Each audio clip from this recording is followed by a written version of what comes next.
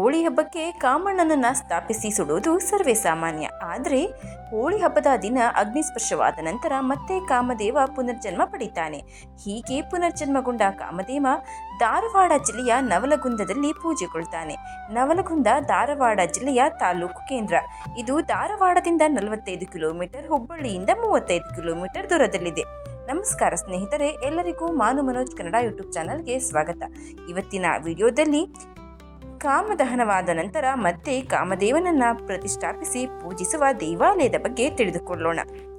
ಹೋಳಿ ಹಬ್ಬದ ಸಂದರ್ಭದಲ್ಲಿ ರಾಮಲಿಂಗೇಶ್ವರ ದೇಗುಲದಲ್ಲಿ ಕಾಮನನ್ನ ಪ್ರತಿಷ್ಠಾಪಿಸುವುದರಿಂದ ಈ ಗುಡಿಗೆ ರಾಮಲಿಂಗೇಶ್ವರ ಕಾಮ ಎಂದೇ ಹೆಸರು.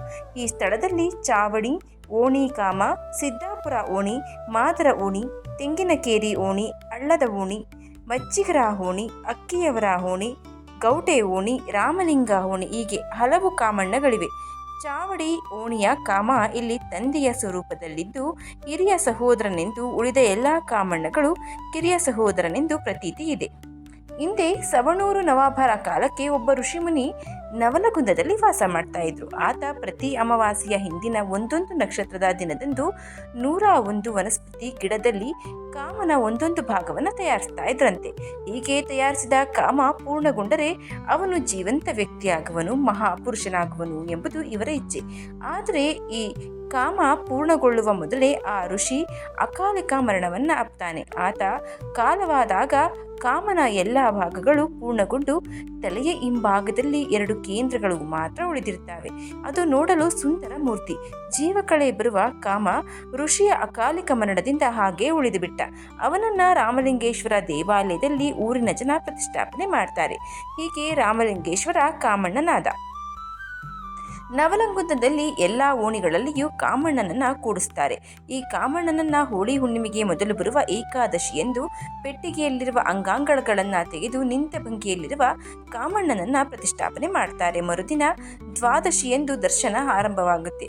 ಕಿಲೋಮೀಟರ್ಗಳಷ್ಟು ಉದ್ದದ ಸರತಿ ಸಾಲಿನಲ್ಲಿ ಭಕ್ತರು ನಿಂತು ದರ್ಶನ ಪಡೆಯುವ ರೀತಿಯಂತೂ ಅದ್ಭುತ. ಹೀಗೆ ಪ್ರತಿಷ್ಠಾಪಿಸಿದ ಕಾಮಣ್ಣನಿಗೆ ಸಹೋದರರಂತೆ ಇರುವ ಮತ್ತೆ ಬೇರೆ ಕಾಮಣ್ಣರು ಮೆರವಣಿಗೆಯಲ್ಲಿ ಬಂದು ದರ್ಶನ ಪಡೆದು ಹೋಗುವುದು ಸಹೋದರರ ವಾತ್ಸಲ್ಯವನ್ನು ಬಿಂಬಿಸುವ ಸನ್ನಿವೇಶ. ಹಾಗೆಯೇ ರಾಮಲಿಂಗೇಶ್ವರ ಕಾಮಣ್ಣನು ಕೂಡ ತಂದೆಯ ಸ್ವರೂಪದಲ್ಲಿರುವ ಚಾವಡಿ ಕಾಮಣ್ಣನ ಭೇಟಿಗೆ ಮೆರವಣಿಗೆಯಲ್ಲಿ ಹೋಗುವ ದೃಶ್ಯ, ಅಲ್ಲಿ ನಿಂತು ಎದುರಾಗಿ ಕೆಲವು ಕ್ಷಣ ನಿಲ್ಲುವ ರೀತಿ ಎಂಥವರನ್ನು ಮನಕುಲುಕುವಂತೆ ಮಾಡುತ್ತೆ. ಇಲ್ಲಿ ಶಕ್ತಿ, ಶ್ರದ್ಧೆ, ಭಕ್ತಿ ನೋಡಿದರೆ ರೋಮಾಂಚನಗೊಳ್ಳುವುದು ಖಂಡಿತ. ಎಲ್ಲ ಕಾಮಣ್ಣರ ದಹನವಾದ ನಂತರ ಮರುದಿನ ಬೆಳಗ್ಗೆ ವೇಳೆ ಈ ಕಾಮಣ್ಣನ ದಹನವಾಗುತ್ತದೆ. ಯುಗಾದಿಯ ಮರುದಿನ ಅಂದರೆ ಪ್ರತಿಪದೆಯೆಂದು ಈ ಕಾಮ ಮರುಹುಟ್ಟು ಪಡಿತಾನೆ ಎಂಬುದು ಇಲ್ಲಿನ ಪ್ರತೀತಿ. ಈ ಸಂದರ್ಭದಲ್ಲಿ ಇಲ್ಲಿ ದೇವಾಲಯದಲ್ಲಿ ಕುಳಿತ ಕಾಮನನ್ನ ಪ್ರತಿಷ್ಠಾಪಿಸುವುದು ವಾಡಿಕೆ. ಹೋಳಿ ಹಬ್ಬದ ಸಂದರ್ಭ ನಿಂತ ಭಂಗಿಯಲ್ಲಿರುವ ಕಾಮಣ್ಣನನ್ನ ಪ್ರತಿಷ್ಠಾಪಿಸಿದರೆ ಮರುಹುಟ್ಟು ಪಡೆದ ಸಂದರ್ಭದಲ್ಲಿ ಕುಳಿತ ಭಂಗಿಯಲ್ಲಿರುವ ಅದೇ ಅಂಗಾಂಗ ಬಳಸಿ ಸೃಷ್ಟಿಸುವ ಕಾಮಣ್ಣನ ಮೂರ್ತಿ ಗಮನ ಸೆಳೆಯುತ್ತದೆ. ಯುಗಾದಿಯ ಪ್ರತಿಪದೆಯೆಂದು ಕೂಡ ಲಕ್ಷಾಂತರ ಭಕ್ತರು ಇಲ್ಲಿಗೆ ಆಗಮಿಸುವ ಮೂಲಕ ದರ್ಶನ ಪಡೆಯುತ್ತಾರೆ. ಹೀಗೆ ಮರುಹುಟ್ಟು ಪಡೆಯುವ ಮೂಲಕ ನವಲಗುಂದದ ರಾಮಲಿಂಗೇಶ್ವರ ಕಾಮಣ್ಣ ಪ್ರಸಿದ್ಧಿಯಾಗಿದ್ದಾನೆ.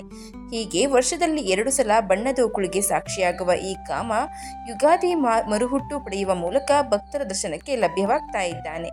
ಒಟ್ಟಾರೆಯಾಗಿ ನವಲಗುಂದದ ಕಾಮಣ್ಣ ಭಕ್ತರನ್ನು ತನ್ನತ್ತ ಕೈ ಬೀಸಿ ಕರೀತಾ ಇದ್ದಾನೆ. ಈ ಮಾಹಿತಿ ನಿಮಗೆ ಇಷ್ಟ ಆಗಿದ್ರೆ ದಯವಿಟ್ಟು ಶೇರ್ ಮಾಡಿ, ಲೈಕ್ ಮಾಡಿ.